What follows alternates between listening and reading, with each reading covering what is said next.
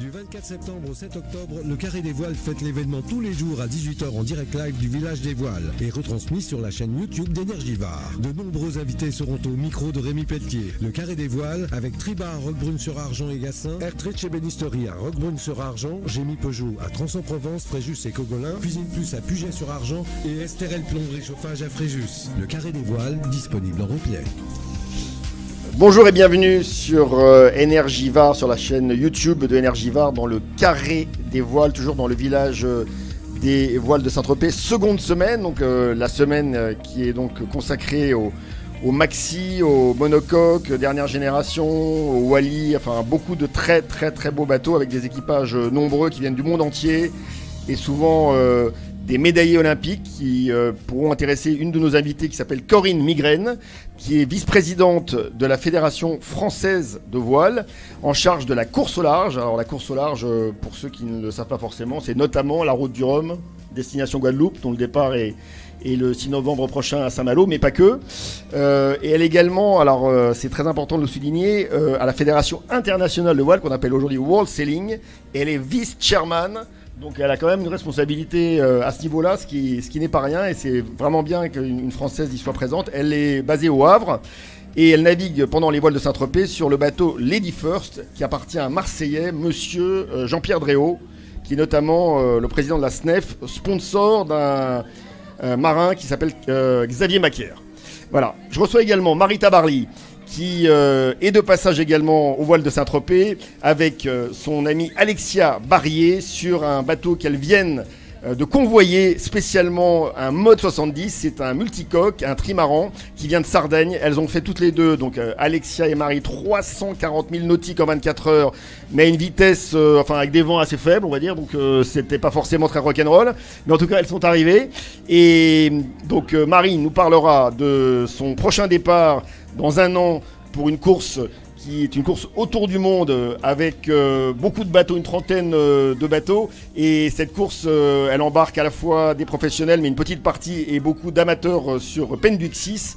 Penduxis, un bateau de légende dont on va reparler avec Marie. Et donc Alexia, on va juste démarrer avec vous. Vous êtes venu donc avec ce mode 70 pour préparer un trophée qui est connu du monde entier, qui s'appelle le trophée Jules Verne, où les Français ont souvent brillé, mais avec un équipage 100% féminin, international. Et là, ça sera dans bientôt 2 ans, c'est ça ? Oui, exactement. On partira en 2025. Donc là, on a acquis un mode 70 pour s'entraîner pendant 2 ans. Et ensuite, on fera le trophée Jules Verne en 2025. Alors, il y a des noms connus dans l'équipage. Il y a Marie Tabarly qui est à côté de moi, Dika Fari, Sarah Astreter, une américaine, Marie Rioux, Elodie qui est métro, qui est suisse. Il reste 2 places pour 2 jeunes qu'on va aller débusquer chez les filles qui vont très vite sur les multicoques des Jeux Olympiques. Donc en juillet 2023, on sera là au test event pour faire naviguer des filles de différentes nationalités pour les embarquer avec nous. L'épopée maritime du siècle, ça s'appelle The Famous Project. Et je ne sais pas si vous savez, mais ça fait 25 ans qu'il n'y a pas eu de femme sur ce trophée Jules Verne, à part Donna Bertarelli. Il n'y a absolument pas de femme en ultime.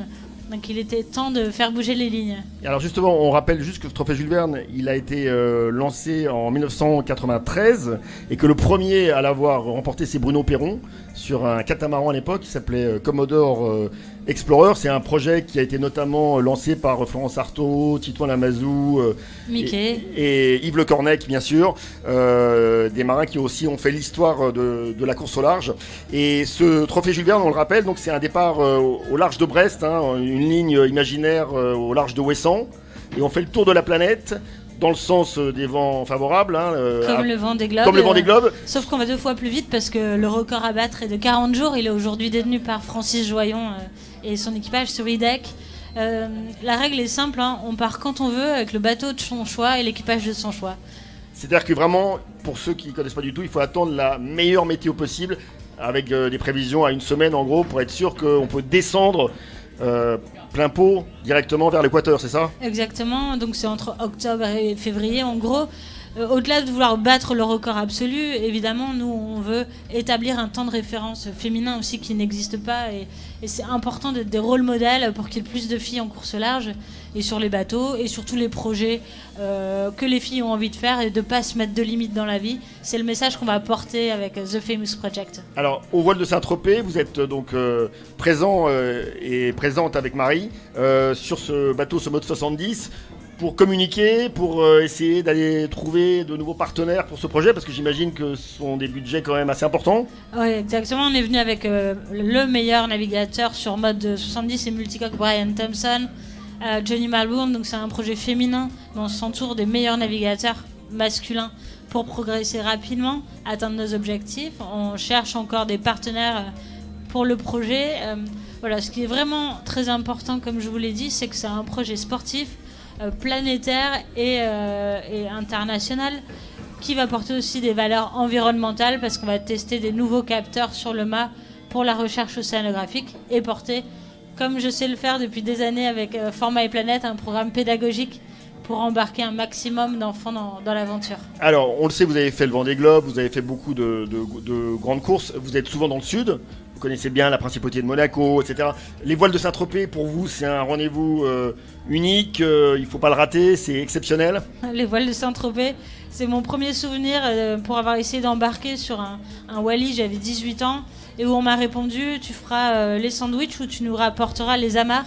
Et je pense que c'est un de ces moments de ma carrière de navigatrice qui m'a permis de m'énerver un peu plus et d'accélérer le mouvement pour faire des grandes courses. Mais blague à part, c'est une course absolument unique au monde où on voit les plus beaux voiliers évoluer sur un plan d'eau absolument unique en Méditerranée, ma mer favorite sur cette planète. Alors, ça intéresse évidemment Corinne Migraine, vice-présidente de la Fédération française de voile, d'avoir des femmes qui participent à des grandes aventures maritimes, de la course au large, c'est un peu votre secteur. Justement, au départ de la route du Rhum qui aura lieu dans quelques semaines, il n'y a pas beaucoup de femmes sur les 138 skippers en solitaire qui sont au départ, hein. Je crois qu'il y en a 6 ou 7. C'est pas terrible, ça. Non, c'est pas terrible, mais c'est pas si mal. Franchement, moi j'admire beaucoup ce qu'elles font et c'est très nécessaire d'avoir, comme le disait Alexia, des rôles modèles qui font rêver les filles qui souhaitent faire carrière dans la voile. Mais le rôle de la fédération, c'est évidemment d'essayer de rendre ce rêve accessible. C'est vraiment pas évident. La marche est très haute entre vos expériences de voile familiale ou en dériveur, et après accéder à un haut niveau en course au large. La marche est beaucoup trop haute, donc le rôle de la fédération, c'est d'essayer de rendre cette marche un peu moins haute et en tout cas de créer des passerelles. Et c'est ce que j'essaye de faire, en tout cas tant que je suis là, j'essaye de le faire. C'est pour ça que je suis à la fédération, c'est pour essayer de créer cette académie de course au large pour les jeunes, de remettre le Tour de France à la voile comme un tour de formation en habitable pour les jeunes. Il y a beaucoup de choses à faire, c'est une machine très lourde, c'est pas toujours évident. Mais s'il n'y avait pas Marie et Alexia et d'autres encore pour montrer que le chemin est possible et que toutes les deux dans des formats de courses différents avec évidemment qui n'ont rien à voir, elles se rencontrent quand même sur un projet commun et ça je trouve ça génial et j'espère qu'elles arriveront à embarquer des jeunes et de passer de l'olympisme à l'offshore. Ça se faisait pas du tout. Et aujourd'hui, ça se fait, on le voit dans la classe Figaro, on le voit dans d'autres classes. Et voilà, il y a des vraies passerelles, c'est grâce à elles que ça existe. Et donc ça veut dire que pour la Fédération française de voile, il faut commencer par les écoles de voile, dès très jeune, essayer d'inciter les filles à aller naviguer. Non, il n'y a pas de règle, il y a plein de parcours différents. Il n'y a pas besoin d'avoir commencé la voile à 7 ans pour faire de l'offshore plus tard. Il y a plein d'exemples, même chez les garçons, qui ont commencé assez tard. Donc non, il n'y a pas de règle. Heureusement d'ailleurs. Voilà, sur les voiles de Saint-Tropez, vous êtes sur un bateau qui s'appelle Lady First, avec beaucoup d'équipiers garçons qui sont des grands équipiers de course au large, et notamment qui ont participé à la solitaire du Figaro, qui ont fait des transats, etc. Donc, Christopher Pratt, le skipper. Renan Tressard, on a Xavier Macaire qui va arriver plus tard dans la semaine, Jean-Paul Morin. Oui, il y a beaucoup d'expérience sur le bateau. Donc Ça s'appelle Lady First, mais il n'y a pas beaucoup de femmes à bord. Alors ça veut dire que quand on est vice-président de la Fédération française de voile, qu'on a un métier, j'imagine, on a le temps de naviguer quand même beaucoup ou pas? Moi, je navigue beaucoup. Mais je suis un peu l'exception, hein, donc je fais pas tous les départs de course. Donc vous êtes plutôt en Manche, du côté du Havre?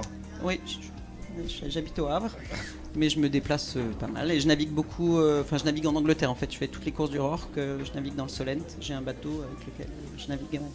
Et alors les voiles, c'est un moment aussi à part où on rencontre beaucoup de gens, où la Fédération française de voile aussi a sa mission de communiquer, de rencontrer, d'aller voir ce qui se passe peut-être ailleurs en discutant.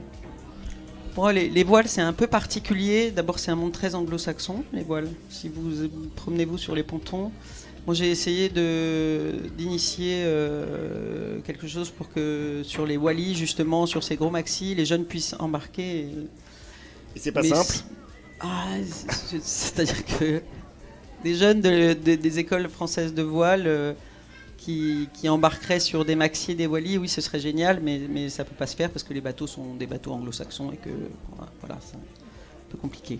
Mais il y a des jeunes, on retrouve des jeunes, j'ai vu pas mal de jeunes du pôle de Marseille sur certains bateaux. Nous, on a Hippolyte Macchetti qui était là aujourd'hui, qui sera là demain et qui était là aussi hier d'ailleurs, qui navigue en 4-7 mixte aujourd'hui et qui s'entraîne et qui vient naviguer avec nous de temps en temps. Juste une question très rapide sur l'organisation de l'événement, la Société nautique de Saint-Tropez qui fait depuis très longtemps vivre cet événement et qui organise d'autres événements du 1er janvier au 31 décembre qui est quand même un club très actif avec beaucoup de bénévoles. C'est quand même incroyable. Un signe d'excellence d'organisation de la voile française. Oui, et puis ils ont fait le CELJP avant, enfin ils sont très bons, ils ont une équipe de bénévoles passionnés et puis hyper compétents. Non, ça c'est vraiment un site incroyable. Bon, il y a peu de sites qui pourraient accueillir un tel plateau sur 2 semaines comme ils le font. Ils ont de l'expérience, ça fait quand même bien longtemps. Je ne peux pas vous dire combien de temps. La New Lark, c'est les années 80, 1980, voilà. Le premier défi avec Icra et Pride. Et puis on a eu une petite pause de 2-3 ans et on est reparti en 1999. Donc il y a, je pense toujours... Il y a un petit historique. Oui, il y a un historique et qui fait partie de l'ADN de Saint-Tropez. Alors, Marie Tabarly, vous êtes donc venu avec Alexia, je l'ai dit, sur le boat 70 de Sardaigne. Donc déjà, la petite expérience de convoyage, c'est toujours sympa de faire un convoyage. C'est une bonne expérience. Oh bah ouais, mais moi je navigue toujours sur plein de bateaux différents, donc que ce soit du classique, du moderne, où j'ai fait la Jacques Vabre en IMOCA l'année dernière, ou du Auric, ou Penduxis, enfin... J'essaye d'être la plus polyvalente possible. Alors on vous a vu au voile de Saint-Tropez de nombreuses années sur notamment Marikita, je crois. Mariska. Mariska, pardon, un bateau qui est un voilier classique d'exception sur lequel vous êtes très nombreux.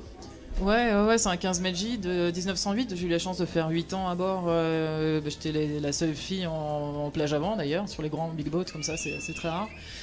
Et pour nous, les voiles de Saint-Tropez, c'était à chaque fois, c'était la finale du championnat. Donc on a eu la chance en plus de gagner 5 fois sur les 8 ans où j'ai passé à bord. Donc c'est des super bons souvenirs pour nous à chaque fois. Ouais.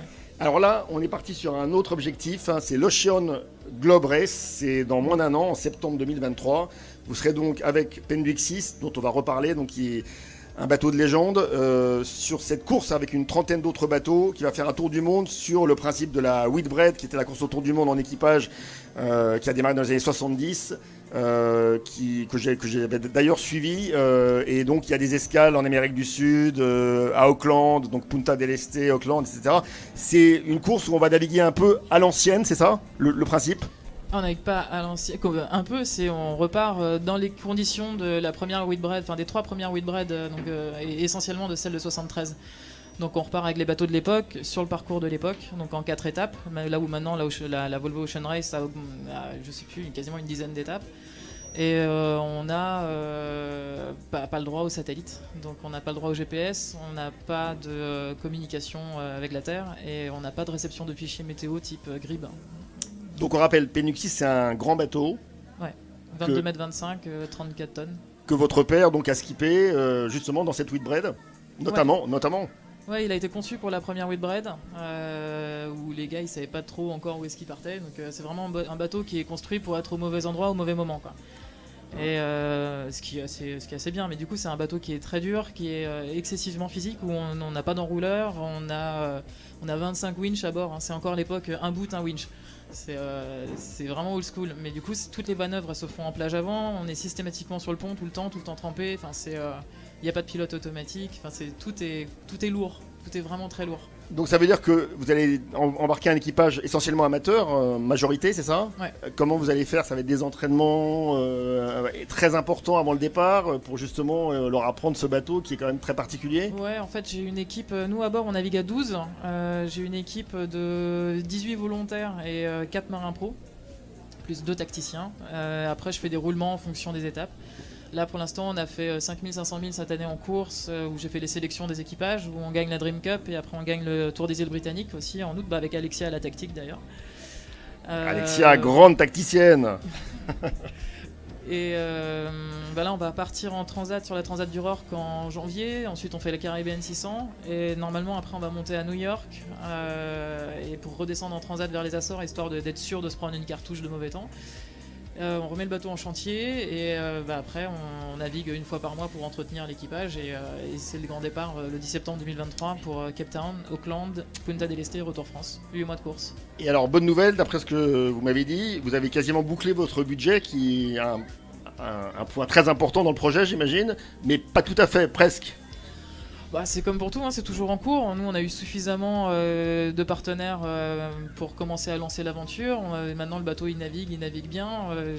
On fait tout dans le bon ordre et le projet grandit. Et nous, on est à 75% du budget. De toute manière, on partira. Maintenant, si on pouvait avoir un dernier coup de pouce histoire de finaliser le truc et je puisse enfin nous concentrer entièrement en vie de marin, ce serait vachement bien.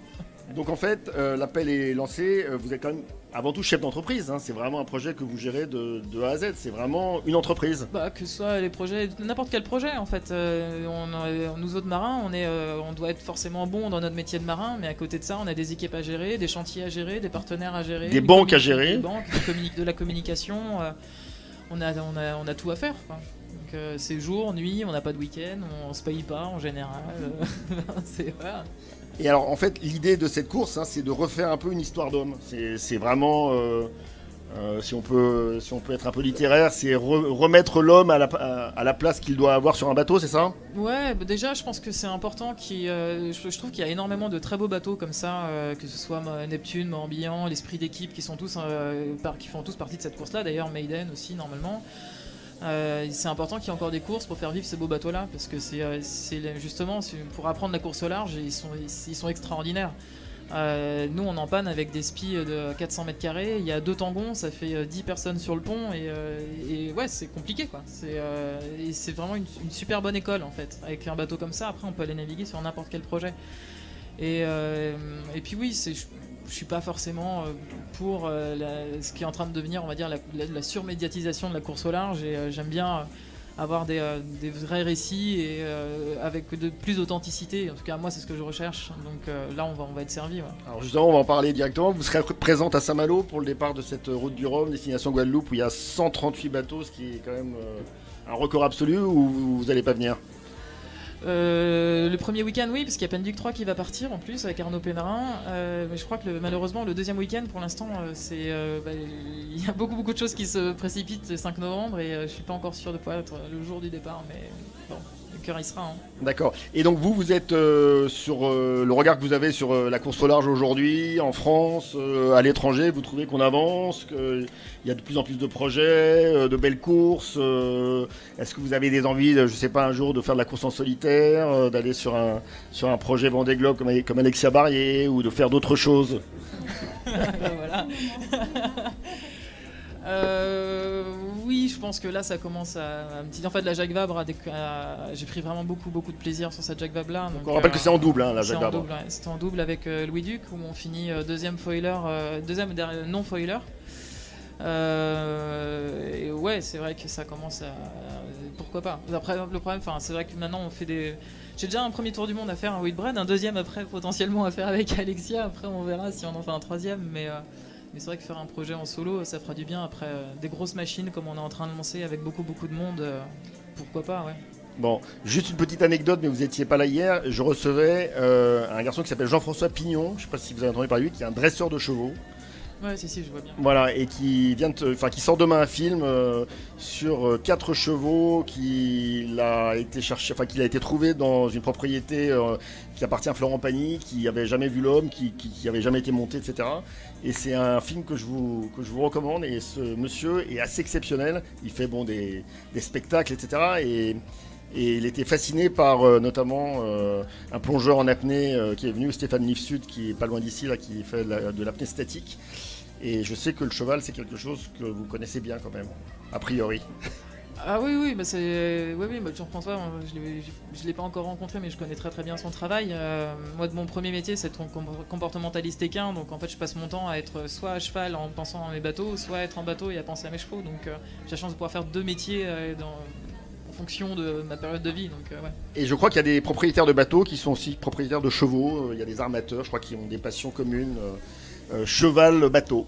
Ouais, c'est 2 passions qui coûtent énormément d'argent, et en même temps où on gagne rien du tout, qui a un budget temps absolument considérable et une passion absolument dévorante. Donc, Bon, juste le mot de la fin pour Alexia et pour Corinne. Sur le trophée Jules Verne, on rencontre des conditions qui peuvent être parfois assez gigantesques, les 40e rugissants, les 50e hurlants, donc c'est pas forcément ce qu'on trouve ici, même s'il y a quand du Mistral, ça peut être très très violent. Racontez-nous juste un peu le genre de conditions qu'on peut rencontrer dans les mers du Sud et que Marie va rencontrer avec Penwick 6 dans sa course. C'est à l'entrée des 40e rugissants au sud de l'Afrique du Sud, un tunnel qui se termine au Cap Horn. Voilà, donc c'est en gros suivant la vitesse du bateau. Moi, en tout cas, en IMOCA, ça a été à peu près un mois de vagues de 8 mètres, de vent jusqu'à 60 nœuds, de la neige sur le pont, l'intérieur du bateau à 0 degré, les ongles des pieds qui deviennent blancs et un froid terrible. Et un immense bonheur de ne voir aucun être humain et d'être uniquement au contact de la vie sauvage et des albatros. Une chance pour nous les navigateurs. Allez, très belle description, Alexia. Dernière question. Donc Corinne Migraine, vice-présidente de la Fédération française de voile. Il y a un petit débat toujours dans la voile dans le monde. On dit que les Français sont bons en solitaire, mais pas bons en équipage. C'est en train de changer, ça, non? Un petit peu. On voit que dans le CLGP, là, les bateaux un peu à foil spectaculaires, les Français se débrouillent de mieux en mieux, notamment. Oui, et puis les étrangers se débrouillent aussi très bien en solitaire. Arriver aussi en solitaire, et donc voilà, rien n'est acquis. Oui, non, les Français sont bons. Ça a été la course offshore en solitaire, ça a été leur spécialité longtemps. Grâce notamment à Éric Tabarly, dont on parle régulièrement, mais il a fait bien beaucoup. sûr, mais c'est dommage. Il faut que ça s'ouvre à tous, aux étrangers. Il faut que ça s'internationalise. Et il ne faut pas qu'on reste dans notre coin consanguin. Entre nous, et dans le projet d'Alexia, il y a une vraie ouverture internationale, et ça, j'aime beaucoup ça, et je pense qu'il y a beaucoup de classes offshore en France qui devraient s'inspirer de ça et s'ouvrir vraiment vers l'étranger. Merci beaucoup Corinne Migraine, merci Alexia Barrier, merci Marie Tabarly, bien sûr d'être venue nous rejoindre pour ce Carré des Voiles sur Énergivore, et on se retrouve tout de suite pour la suite du Carré des Voiles. Merci beaucoup. Du 24 septembre au 7 octobre, le Carré des Voiles fête l'événement tous les jours à 18h en direct live du village des Voiles et retransmis sur la chaîne YouTube d'Énergivore. De nombreux invités seront au micro de Rémi Pelletier. Le Carré des Voiles avec Triba à Roquebrune-sur-Argent et Gassin, Ertrich et Bénisterie à Roquebrune-sur-Argent, Gémy Peugeot à Trans-en-Provence, Fréjus et Cogolin, Cuisine Plus à Puget-sur-Argent et Estérel Plomberie Chauffage à Fréjus. Le Carré des Voiles, disponible en replay.